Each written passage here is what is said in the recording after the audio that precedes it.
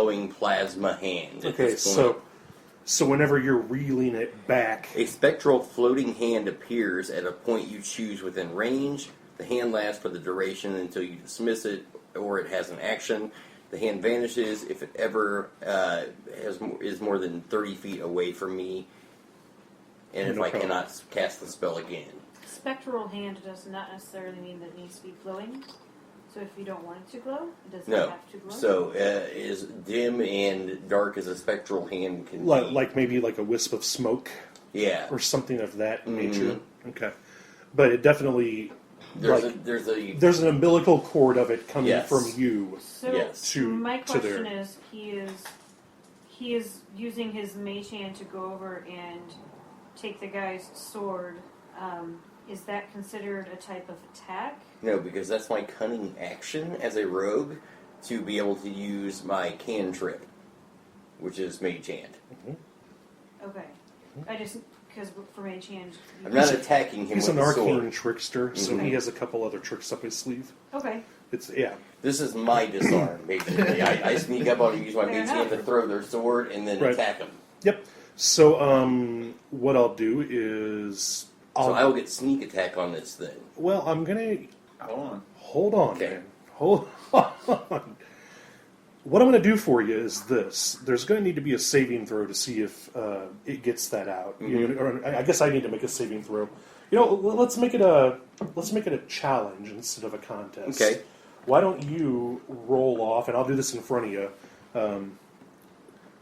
You roll off and add your... It's a spell, so your intelligence modifier. Okay, D20. Yep, D20. Your intelligence modifier. Is a plus, so I get a 21. Okay, and I will roll to see if the structural capacity of the scabbard holds it in there, or the little latch or whatever that's gets on caught. it. Yeah. Okay, you succeed.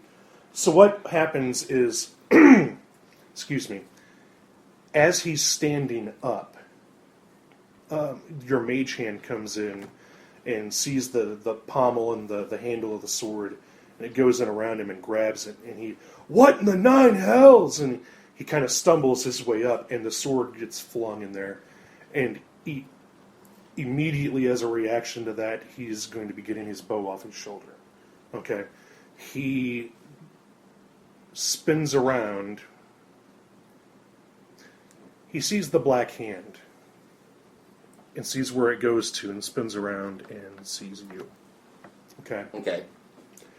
That will be your attack now.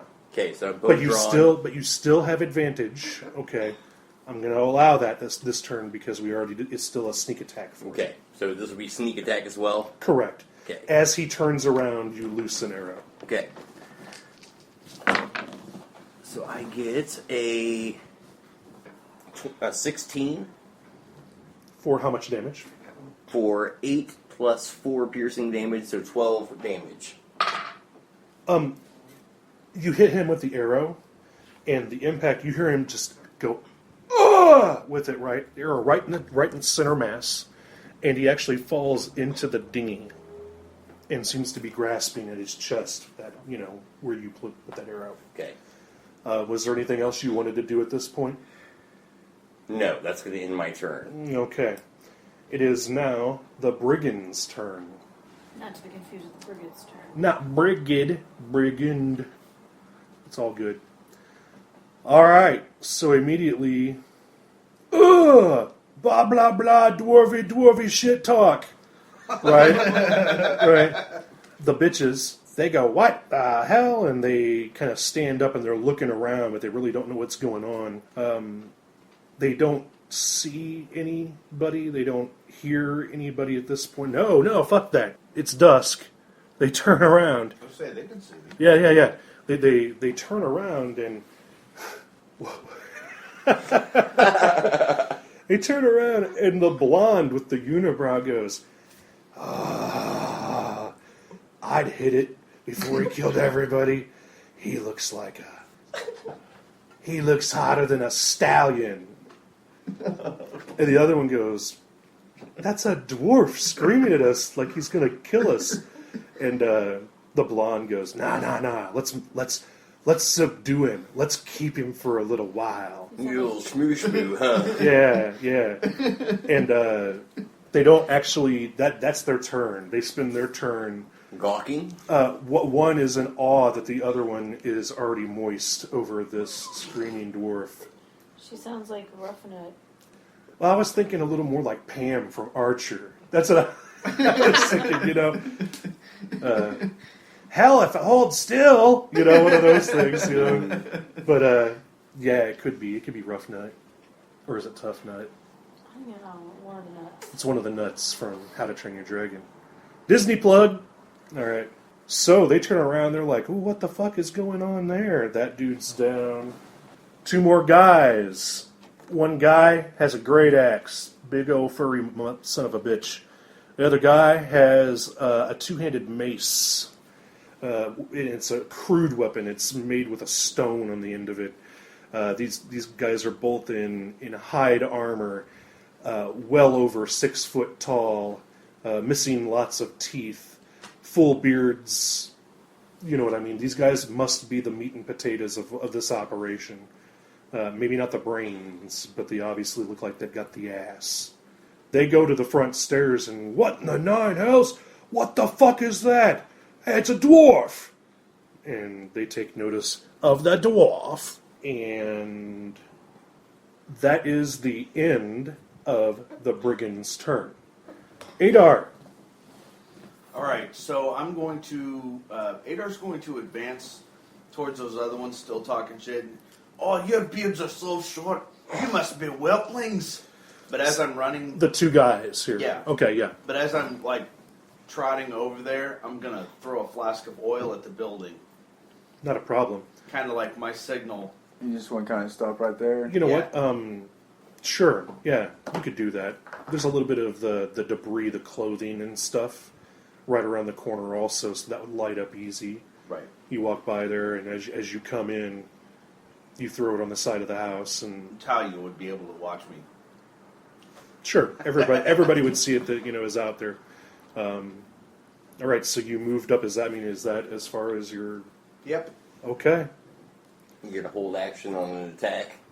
Absolutely I am. So you're waiting for them to attack you. What I'm doing is as soon as they come in, I'm hitting twice. Okay. Talia. Alright, so Talia moves up and casts Witch Bolt on the big axe guy. Okay. Go right ahead. Roll me some dice. No, she doesn't hit. Okay. Unless I can hit an AC of 7. No. Anything else? No, that was it. All right. Brigid, darling.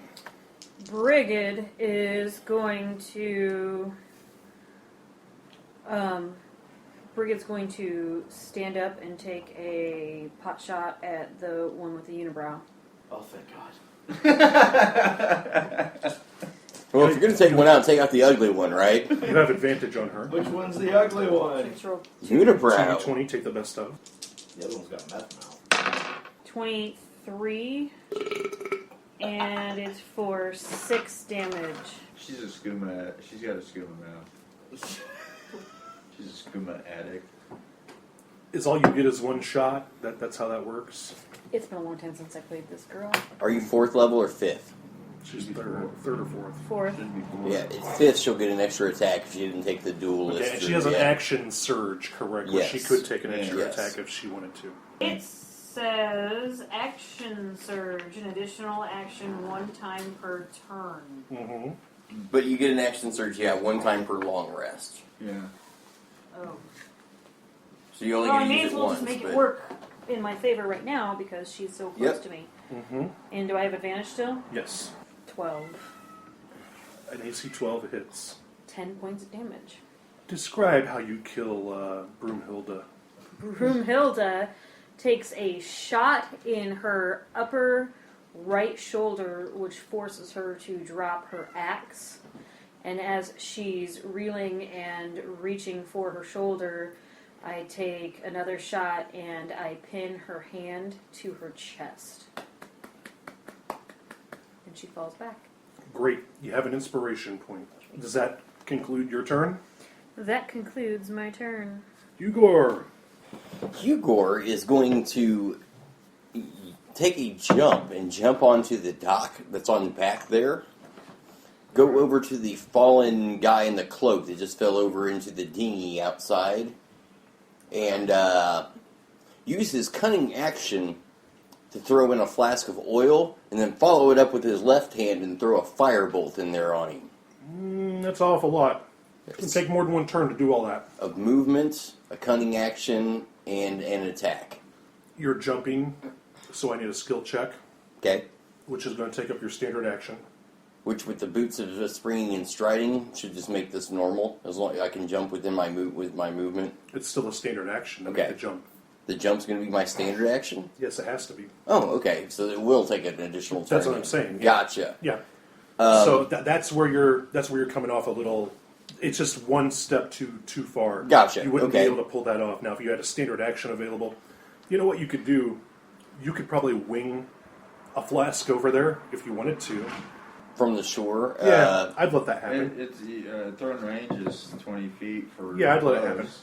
No, so my standard action will be the jump. Correct? It would be an athletics check, a moderate athletics check to make the jump. Okay. Sorry, I know this is going to be edited, but Doesn't need to be, man. You're thinking. You're overthinking it. no, I can't do a standard attack, and I can't throw a cantrip. So I'm trying to figure what I can if I'm going to try to do that. But I definitely want to get back on the dock. That You was don't like one of have- my whole oh. points of the movement. Don't worry. Just jump up there and coup de grace him, and wait. I can't because I just used my action to jump, so I can't attack you. But you can use your. An Cunning abil- action to throw. Guys, hold on. An ability check is a standard action. Okay. Okay. So a skill check or an ability check, that kind of thing, it's a standard action. For you to jump from the shore over there, that's a standard action for you to do. Standard action, jump over there. Cunning action, hide.